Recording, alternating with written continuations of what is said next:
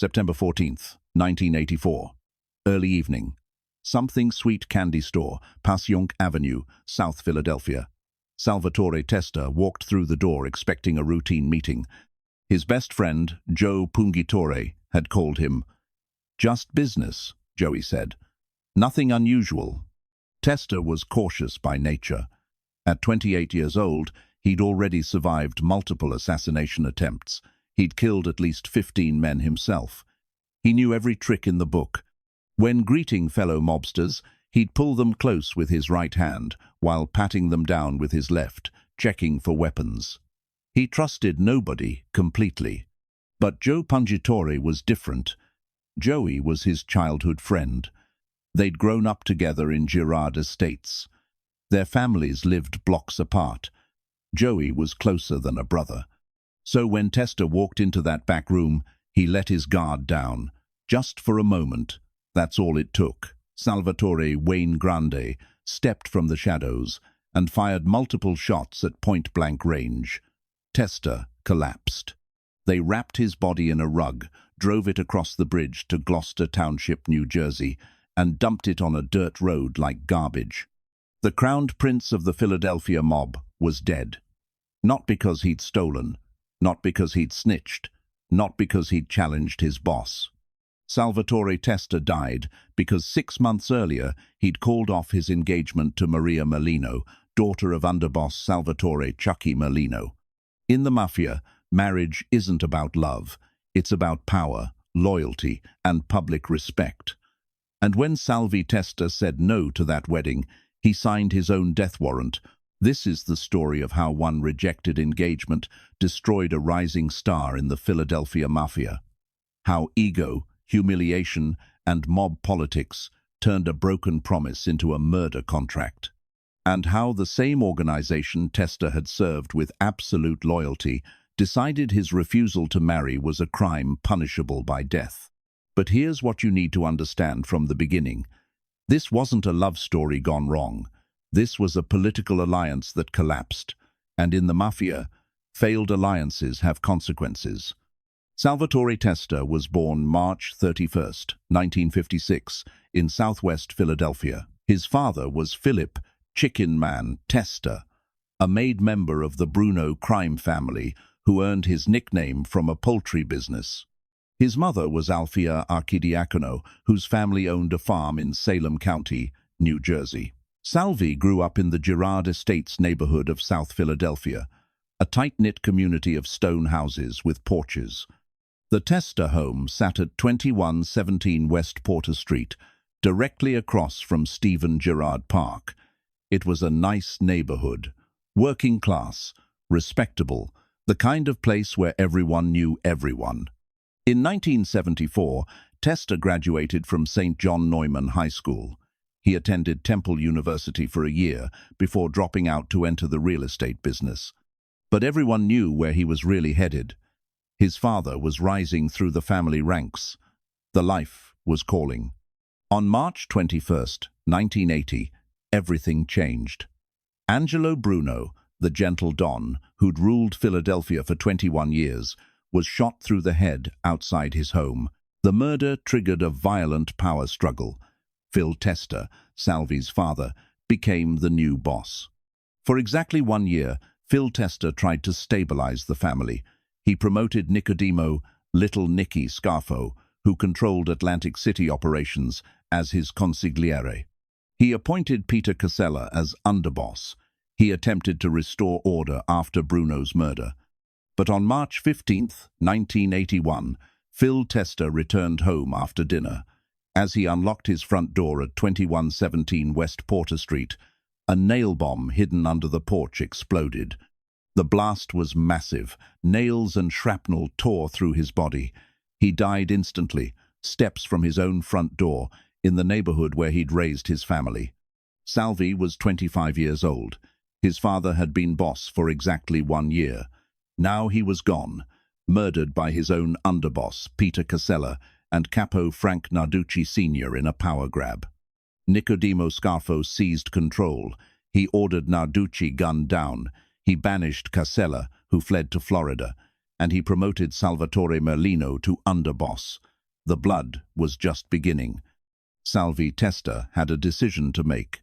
Walk away from the life that had killed his father, or stay and seek revenge. He chose revenge. In June 1980, Salvatore Testa was formally inducted as a made member of the Philadelphia family. The ceremony was conducted by his late father's loyalists. He took the oath, knowing exactly what it meant. Once you're in for life. The only way out is death. Testa became Scarfo's most trusted enforcer. His specialty was murder, and he was good at it. Extremely good. FBI estimates suggest Testa personally killed at least 15 people, though the actual number may be higher. 1 year after his father's murder, on March 15th, 1982, Testa got his revenge. The man who'd planted the bomb that killed Phil Testa was Rocco Boom Boom Marinucci. Testa hunted him down.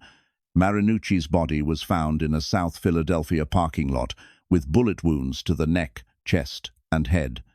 The murder sent a message. You kill my father, I kill you. Simple mob justice. Scarfo loved it. Testa was young, fearless, and absolutely loyal. More importantly, he was effective. When Scarfo needed someone eliminated, Testa delivered. No questions, no hesitation, just results. By 1983, Testa was promoted to Capo, commanding his own crew. At 27 years old, he was one of the youngest capos in Philadelphia Mafia history. His rise was meteoric. Scarfo openly called him a rising star. The organization saw him as the future. But that's when the problems started. In June 1984, the Wall Street Journal published a front-page article about organized crime in Philadelphia. The piece prominently featured Salvatore Testa, describing him as a young, rich, rising star in the family. It painted him as Scarfo's heir apparent. Nicodemo Scarfo read that article and felt something ugly stir inside him. Jealousy, fear, paranoia. Scarfo stood 5 feet 5 inches tall. He had a high-pitched voice. He'd spent his entire life compensating for feeling small and disrespected. And now this kid, this 28-year-old who'd only been made for 4 years, was getting national attention as the future of Philadelphia organized crime. Worse, the article made Testa sound more important than Scarfo, more powerful, more respected. And for a boss as paranoid and ego-driven as little Nicky Scarfo, that was unforgivable. But Scarfo couldn't just kill Testa without justification. Testa was popular. He was effective. He had powerful friends within the organization. Murdering him purely out of jealousy would look weak. Scarfo needed a reason, an excuse that the family would accept. And then Salvatore Merlino gave him one. Salvatore Chuckie Merlino had been Scarfo's underboss since 1981.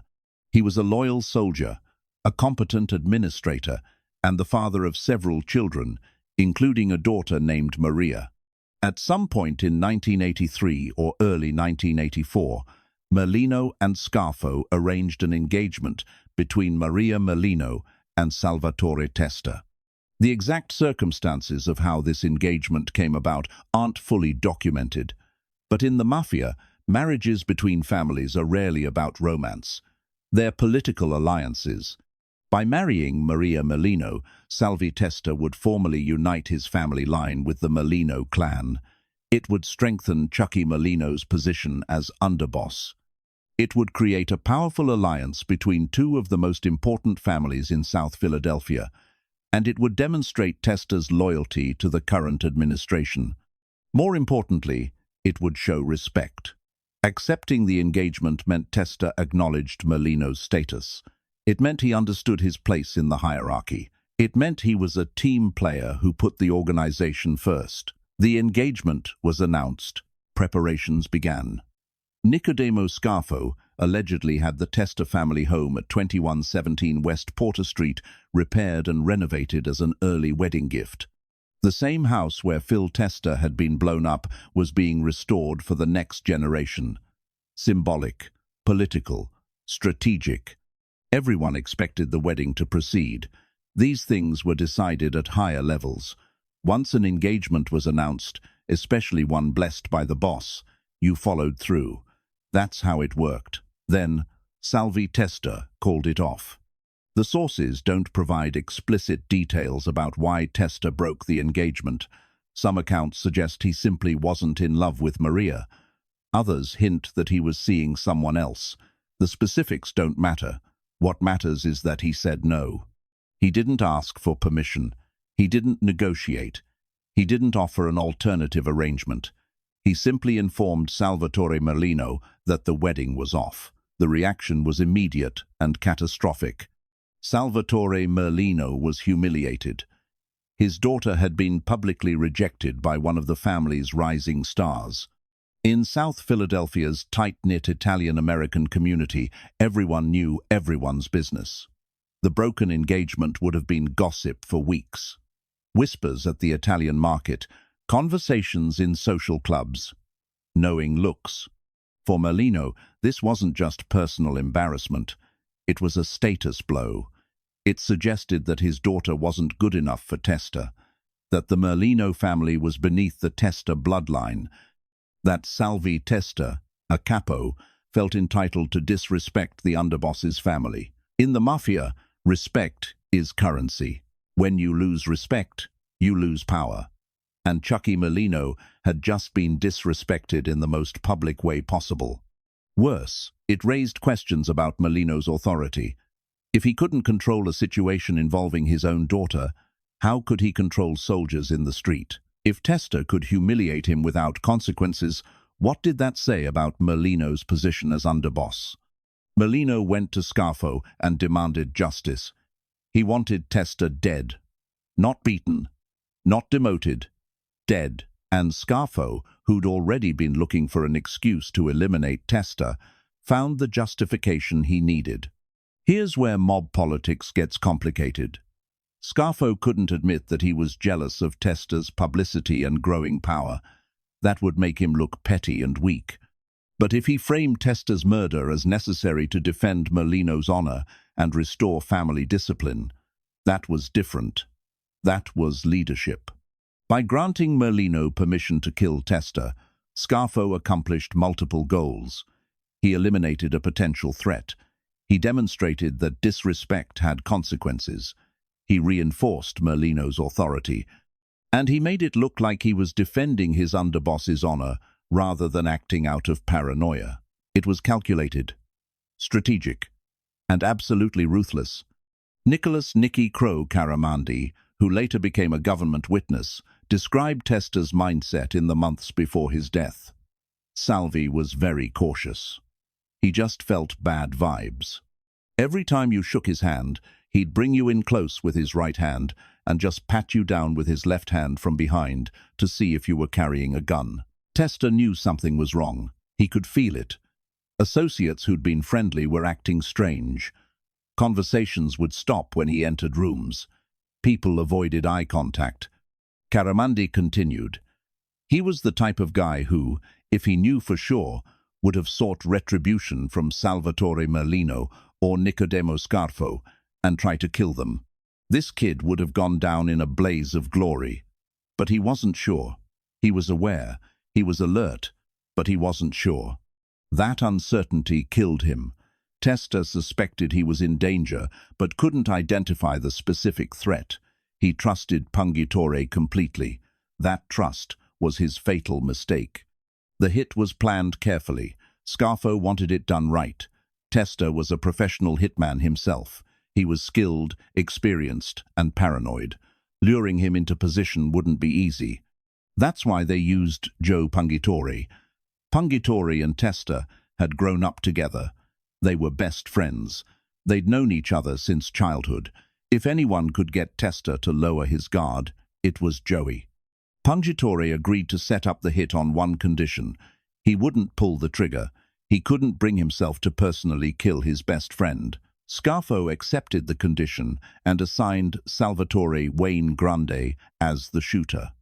On September 14th, 1984, Pungitore called Testa and asked him to come to Something Sweet candy store on Passyunk Avenue for a meeting.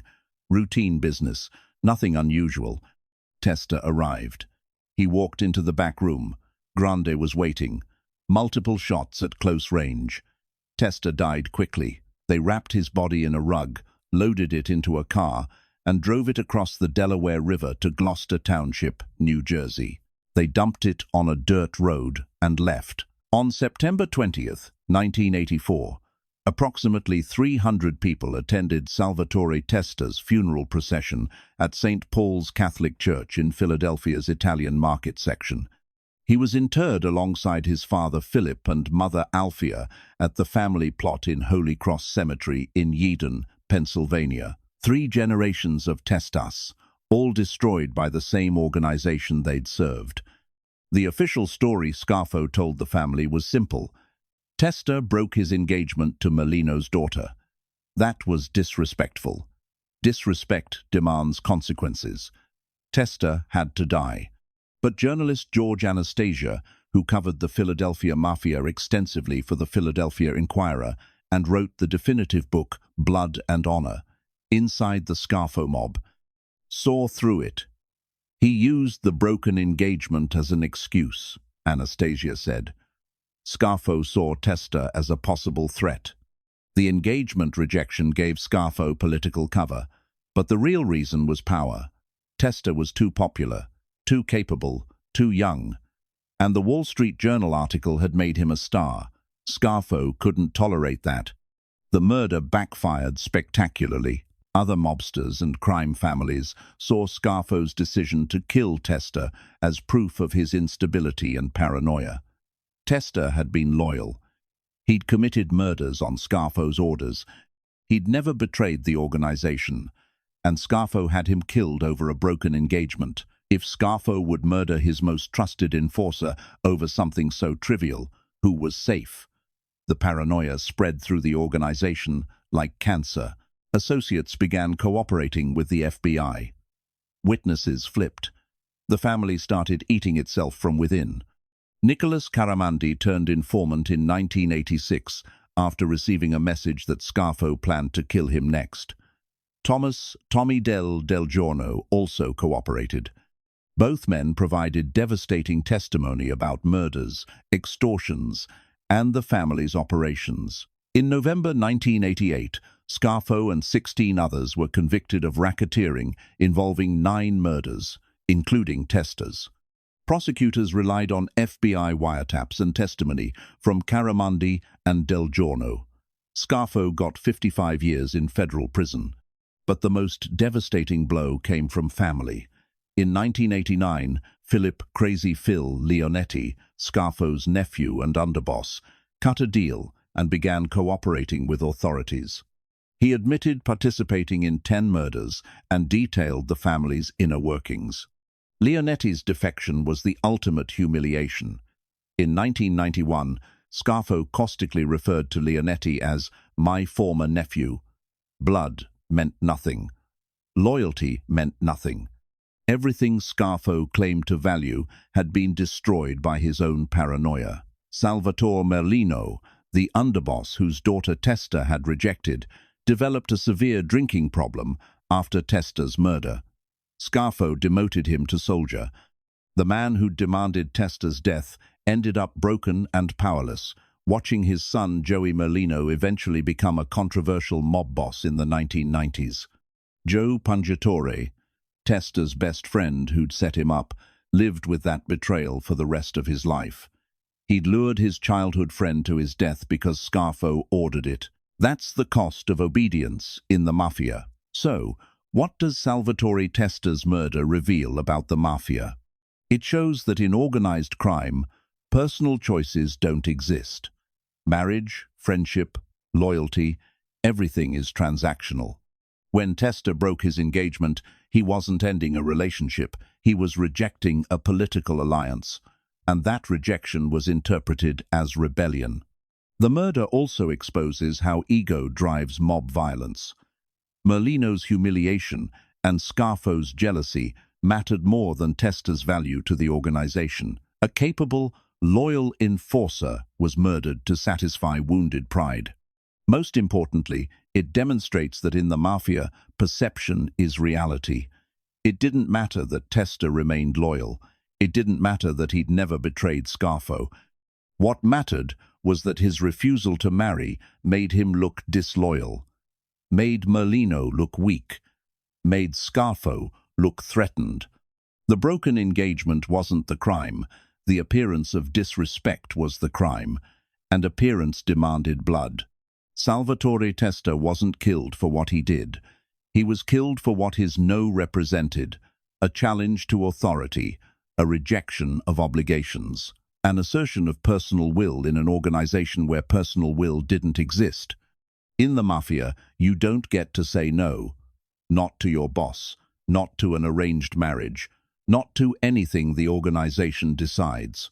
And when Salvie Testa said no to marrying Maria Merlino, he crossed a line that couldn't be uncrossed. The engagement rejection was the match. Scarfo's paranoia was the gasoline, and Merlino's humiliation was the spark. Together, they burned the crowned prince of the Philadelphia mob to death. On September 14th, 1984, Salvatore Testa walked into a candy store expecting a routine meeting with his best friend. He died there because 6 months earlier, he'd made the catastrophic mistake of thinking he could choose his own wife. In the Mafia, marriage is not love, it's power, loyalty, and public respect. Rejecting it is humiliation, and humiliation demands blood. If you found this story disturbing, hit subscribe. We drop a new mob documentary every week. Drop a comment. Was Salvatore Testa justified in calling off the engagement? Or did he seal his own fate by disrespecting the underboss? Let us know below.